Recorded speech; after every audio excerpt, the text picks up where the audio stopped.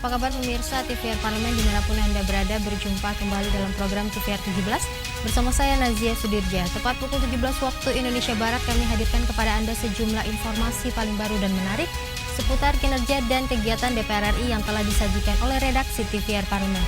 Pemirsa TVR Parlemen, inilah TVR 17 selengkapnya.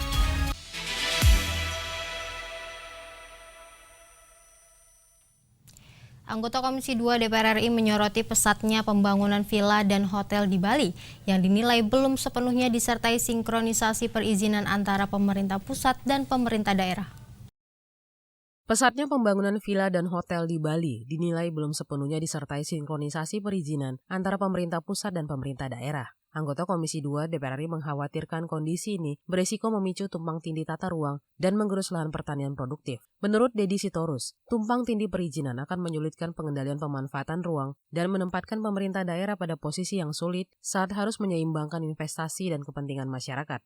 Kementerian ATR BPN dan pemerintah daerah diimbau memperkuat sinkronisasi rencana tata ruang wilayah atau RTRW dan rencana detail tata ruang atau RDTR dalam menerbitkan perizinan. Langkah ini untuk memastikan pembangunan di Bali berjalan sesuai tata ruang tanpa mengorbankan lahan pertanian produktif, sekaligus mendorong pemerataan pembangunan ke seluruh wilayah Bali. Sering dikeluhkan terutama oleh pemerintah Bali sendiri, karena tiba-tiba villa hotel muncul, itu izinnya dari pusat. Kepala daerahnya bilang, kami nggak tahu menahu, tiba-tiba sudah ada investor bangun tanpa ada rekomendasi dari pemerintah daerah. Nah, ini yang juga harus dikritisi, masyarakat juga harus dilindungi, sawah harus dilindungi, ya, alamnya juga harus dilindungi gitu. Nah, ini yang saya kira sering jadi problem. Karena kalau sudah turun izin dari pusat, lalu pemerintah daerah menolak, nanti jadi masalah. Seolah-olah Bali tidak ramah investasi gitu. Dan saya kira memang Bali harus sudah mulai secara serius ya, terutama melindungi lahan sawah gitu ya. Karena Bali ini kan daerah yang subur dan produktivitasnya cukup tinggi.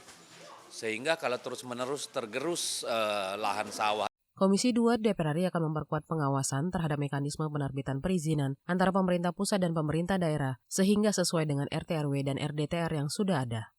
Dari Denpasar, Bali, Hendra Sunandar, TVR Parlemen, melaporkan.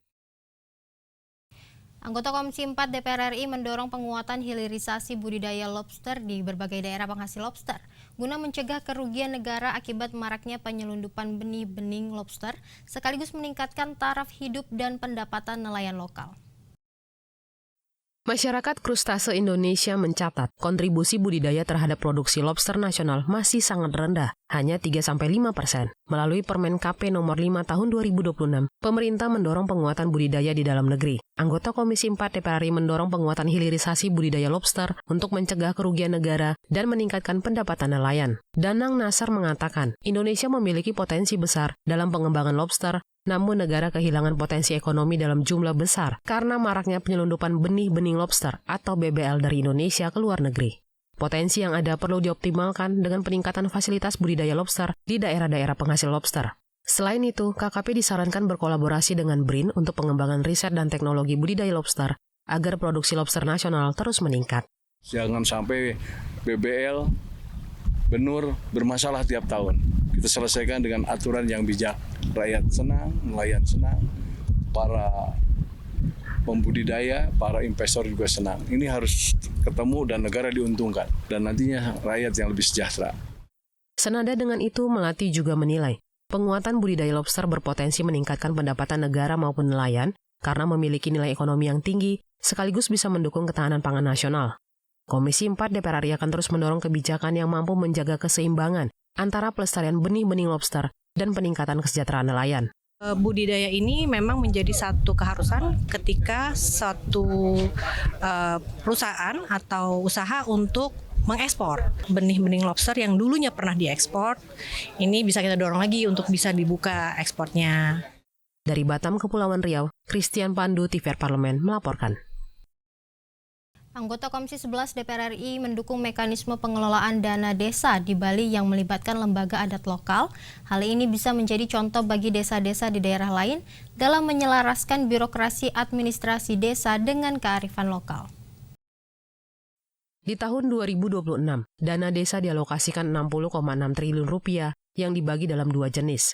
Salah satunya adalah dana desa reguler sebesar 25 triliun rupiah yang dibagikan dengan rata-rata nasional sekitar 332 juta rupiah per desa. Anggota Komisi 11 DPR RI mendukung mekanisme pengelolaan dana desa di Bali yang melibatkan lembaga adat lokal. Hal ini bisa menjadi contoh bagi desa-desa di daerah lain dalam menyelaraskan birokrasi administrasi desa dengan kearifan lokal.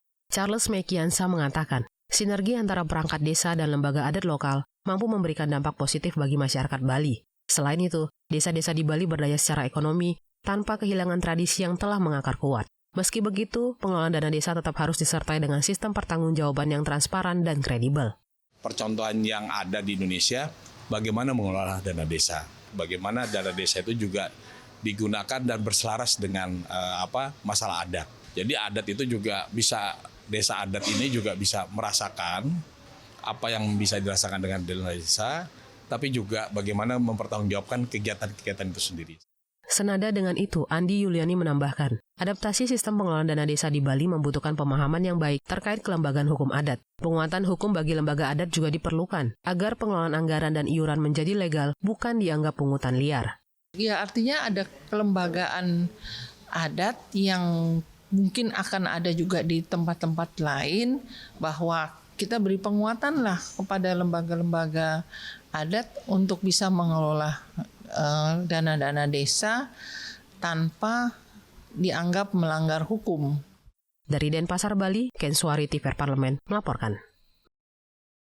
Pemirsa, berbagai agenda penting menjadi perhatian DPR RI sepanjang pekan ini, mencerminkan komitmen dalam menjalankan fungsi legislasi, pengawasan, dan dukungan kelembagaan. Informasi selengkapnya usai jeda berikut, tetaplah di TVR 17.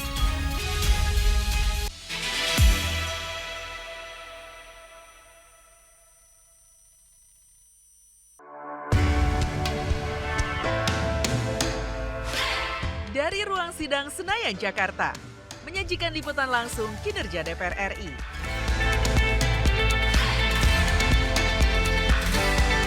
Dialog mendalam, investigasi, dan profil wakil rakyat. TVR Parlemen kini hadir 24 jam.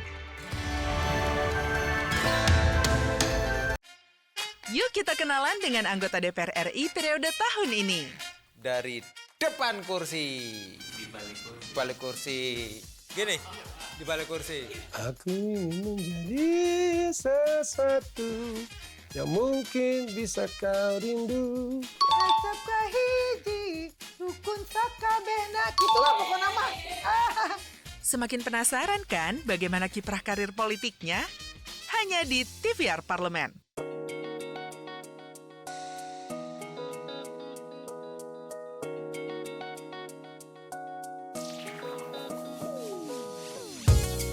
Kehadiran mereka tidak hanya mewakili suara perempuan, tetapi juga membawa perspektif yang beragam serta pengalaman hidup yang unik ke dalam proses pembuatan kebijakan. Saksikan Perempuan Parlemen hanya di TVR Parlemen.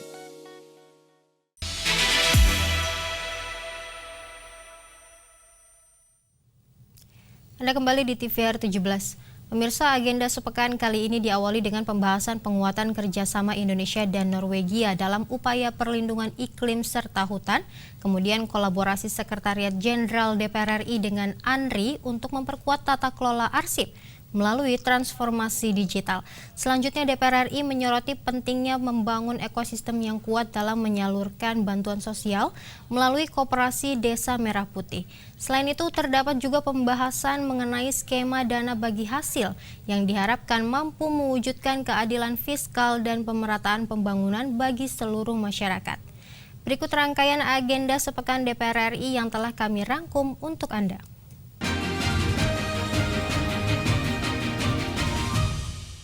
Menerima Duta Besar Kerajaan Norwegia untuk Indonesia, Ruth Kruger Gifrin, di Kompleks DPR Senayan, Jakarta, Ketua Komisi 4 DPR RI Siti Hediati Soeharto membahas penguatan kerjasama antara kedua negara, khususnya dalam pengendalian perubahan iklim, perlindungan hutan, serta pembangunan berkelanjutan. Dalam forum tersebut, delegasi Norwegia mengapresiasi Indonesia karena telah berhasil menurunkan angka deforestasi hingga 90% sejak tahun 2015. Siti Hediati menyebut, Norwegia juga memberikan bantuan sebesar 216 juta dolar Amerika Serikat sebagai bentuk apresiasi. Ia berharap deforestasi dan emisi gas rumah kaca bisa terus ditekan karena Indonesia merupakan paru-paru dunia. Untuk meningkatkan tata kelola arsip produk legislasi yang dihasilkan DPR RI, Sekretariat Jenderal DPR RI memperkuat kolaborasi dengan Arsip Nasional Republik Indonesia atau ANRI dalam percepatan transformasi kearsipan digital. Pelaksana tugas Sekjen DPR RI Supri Hartini mengatakan, penerapan sistem pengarsipan digital dapat meningkatkan efisiensi, mempermudah pencarian dokumen, menjamin keamanan, dan memperkuat transparansi pemanfaatan arsip. Menurutnya, pengelolaan arsip digital perlu didukung keberlanjutan teknologi, integrasi sistem, serta peningkatan kompetensi sumber daya manusia. Menyusul rencana pemerintah yang menugaskan Koperasi Desa Merah Putih sebagai penyalur bantuan sosial kepada masyarakat, anggota Komisi 6 DPR RI Herman Hairun menegaskan dukungannya terhadap program ini. Namun ia menilai, keberhasilan program tersebut tidak cukup hanya dengan pembangunan infrastruktur dan penyediaan modal kerja, tetapi juga harus ditopang oleh sistem bisnis, tata kelola, dan ekosistem yang kuat agar bisa beroperasi secara berkelanjutan dan memberi manfaat nyata bagi masyarakat. Menurutnya, pemerintah perlu segera mengintegrasikan konsep pengelolaan BUMN Pangan PT Agrinas Pangan Nusantara dengan pengelolaan Kementerian Koperasi untuk membentuk ekosistem bisnis terpadu. Ia menyebut kelangsungan koperasi secara jangka panjang sangat bergantung pada kualitas pengelolaan dan model bisnis yang mampu menjaga usaha tetap produktif. Keterbatasan fiskal masih menjadi masalah pemerintah daerah dalam melaksanakan program daerah maupun program prioritas pemerintah pusat di daerah. Sejumlah kepala daerah di Indonesia menyampaikan keresahan ini secara langsung dan secara daring kepada Komisi 2 DPR RI. Ketua Umum Asosiasi Pemerintah Kabupaten Seluruh Indonesia, Bursah Zarnubi, meminta pemerintah pusat tidak memberlakukan efisiensi anggaran lagi di tahun depan, serta menyesuaikan dana bagi hasil bagi daerah penghasil sumber daya alam. Anggota Komisi 2 DPR RI Deddy Sitorus mengaku tidak setuju jika DBH diberikan lebih besar pada daerah penghasil sumber daya alam. Pasalnya hanya sebagian kecil daerah yang kaya dengan sumber daya alam dan maritim dari total 514 daerah di tanah air. Menurutnya bias ini harus dihilangkan untuk menciptakan keadilan fiskal. Ia menekankan negara harus memiliki skema tersendiri untuk menciptakan pembangunan yang merata.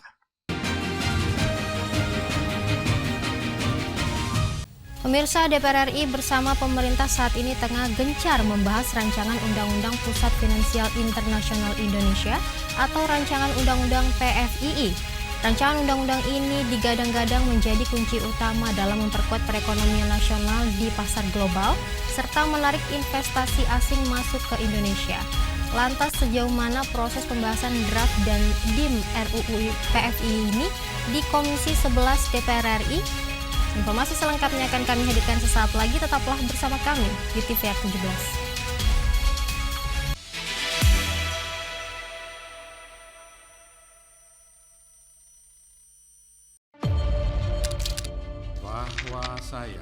Bahwa saya demi Allah saya bersumpah dan seadil-adilnya periode keanggotaan DPR RI hingga saat ini, yaitu terdapat 126 undang-undang yang telah selesai dibahas DPR RI.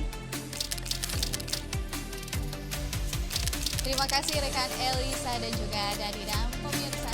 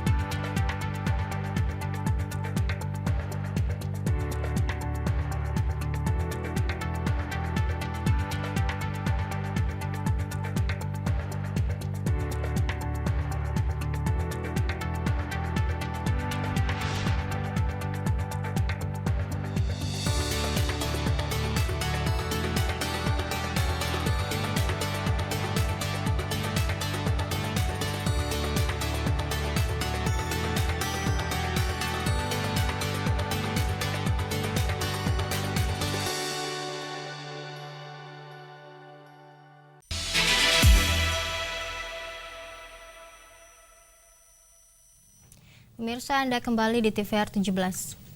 Pembahasan rancangan Undang-Undang Pusat Finansial Internasional Indonesia kini memasuki tahap krusial di Komisi 11 DPR RI.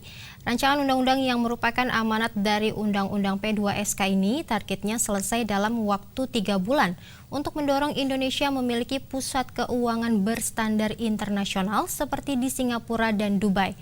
Untuk mengetahui informasi selengkapnya, berikut laporan rekan kami Rahel Silalahi dari Gedung DPR RI Senayan, Jakarta.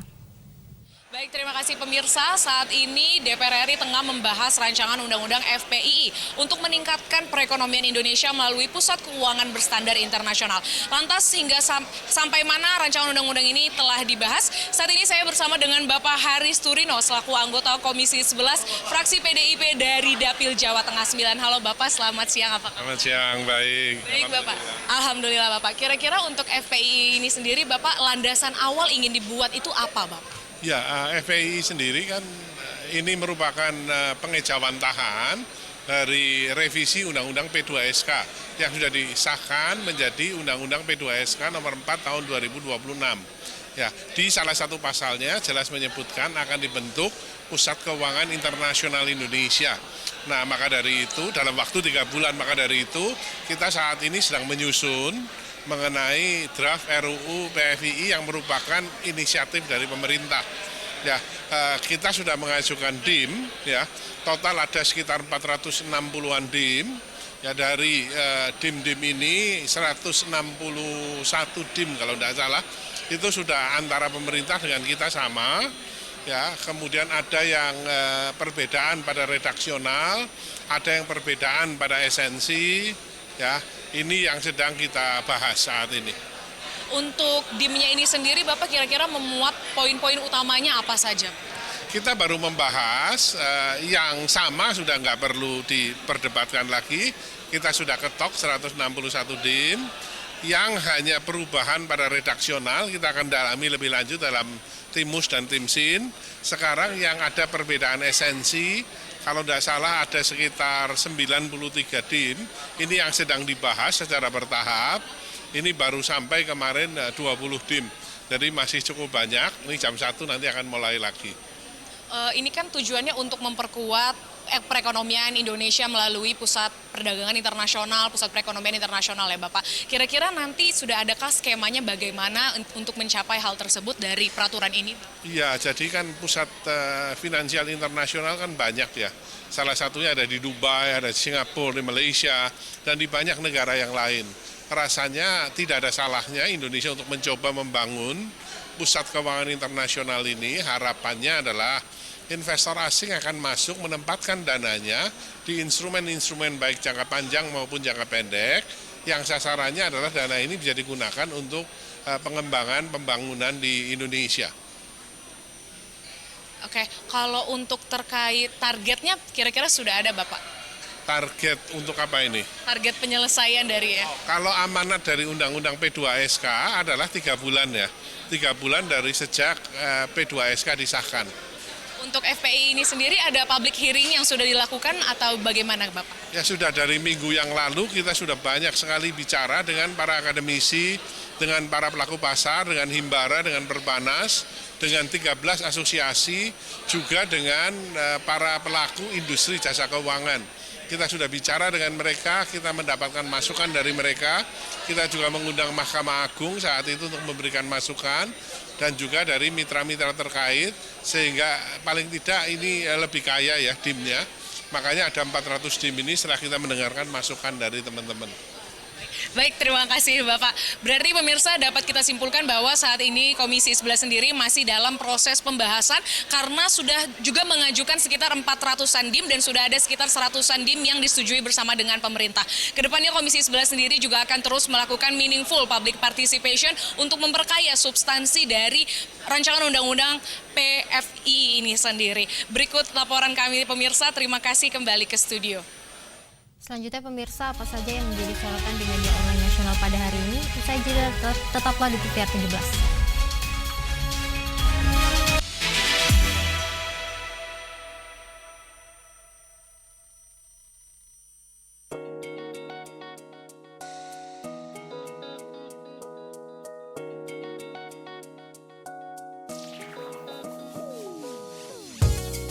Kehadiran mereka tidak hanya mewakili suara perempuan, tetapi juga membawa perspektif yang beragam serta pengalaman hidup yang unik ke dalam proses pembuatan kebijakan.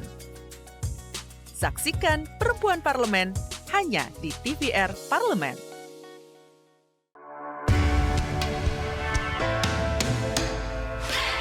Dari ruang sidang Senayan, Jakarta, menyajikan liputan langsung kinerja DPR RI.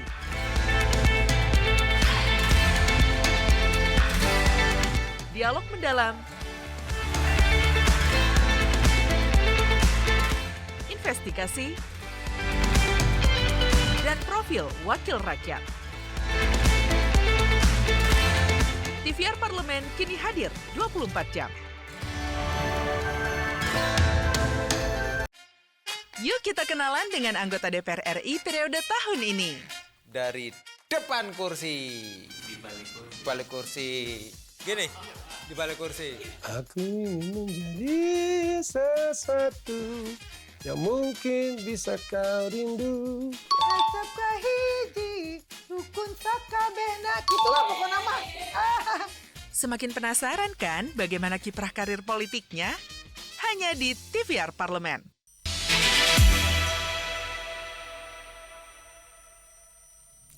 Anda kembali di TVR 17. Pemirsa, kali ini kita masuk ke segmen media online nasional. Mari kita simak isu apa saja yang menjadi sorotan media, serta tanggapan dari sejumlah anggota Dewan bersama rekan kami Dadi Ramadan. Silakan Dadi.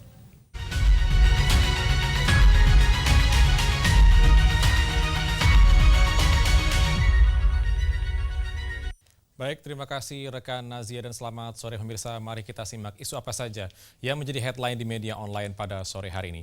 Dan berita pertama yang menjadi headline di media online yaitu dana desa harus perkuat desa adat dan sejahterakan masyarakat Bali. Kita lihat informasi di layar kaca Anda di sini Komisi 1 DPR RI, maksud kami Komisi 11 DPR RI yang menegaskan bahwa pengelolaan dana desa harus mampu memberikan manfaat nyata bagi masyarakat termasuk memperkuat peran desa adat sebagai bagian dari identitas, budaya, dan kearifan lokal di Bali.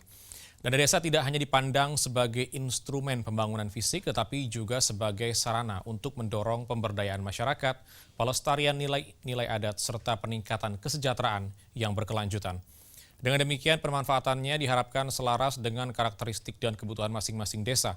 Dan melalui fungsi anggaran, legislasi, dan pengawasan, DPR RI berkomitmen memastikan dana desa dikelola secara tepat sasaran, transparan, dan akuntabel agar mampu menciptakan dampak ekonomi maupun sosial yang lebih luas.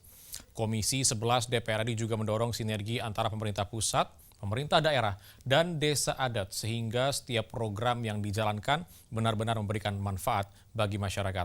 Dengan pengelolaan yang optimal, dana desa diharapkan menjadi fondasi dalam memperkuat desa adat, sekaligus meningkatkan kesejahteraan masyarakat Bali secara berkelanjutan. Dan kita beralih ke berita selanjutnya yang menjadi headline di media online sore hari ini, yaitu negara tak boleh kehilangan satu generasi karena anak-anak putus sekolah. Kita lihat di layar kaca Anda di sini informasi membahas media online. Saat ini Ketua DPR RI Dr. Honoris Causa Puan Maharani menegaskan bahwa negara tidak boleh kehilangan satu generasi hanya karena anak-anak terpaksa putus sekolah. Pendidikan merupakan hak dasar setiap warga negara sekaligus investasi jangka panjang bagi kemajuan bangsa. Oleh karena itu, DPR terus mendorong penguatan kebijakan yang menjamin akses pendidikan tetap terbuka bagi seluruh anak Indonesia, termasuk mereka yang berada di daerah terpencil, keluarga kurang mampu, maupun kelompok rentan lainnya. Melalui fungsi legislasi, anggaran, dan pengawasan, DPR RI berkomitmen untuk memastikan setiap kebijakan di bidang pendidikan berpihak pada kepentingan peserta didik. Upaya menekan angka putus sekolah harus dilakukan secara menyeluruh melalui pemerataan sarana pendidikan, peningkatan kesejahteraan tenaga pendidik, serta penguatan bantuan pendidikan yang tepat sasaran. Dengan kolaborasi antara pemerintah pusat, pemerintah daerah, dan seluruh pemangku kepentingan, DPR RI meyakini setiap anak Indonesia dapat memperoleh kesempatan yang sama untuk belajar, berkembang, dan menjadi generasi penerus yang mampu membawa Indonesia menuju masa depan yang lebih baik. Dan pemirsa, itu tadi headline di media online pada sore hari ini, yaitu dana desa harus perkuat desa adat dan sejahterakan masyarakat Bali, serta negara tak boleh kehilangan satu generasi karena anak-anak putus sekolah. Sekian dari saya Dadi Ramadan, kembali ke rekan Nazia. Selamat sore.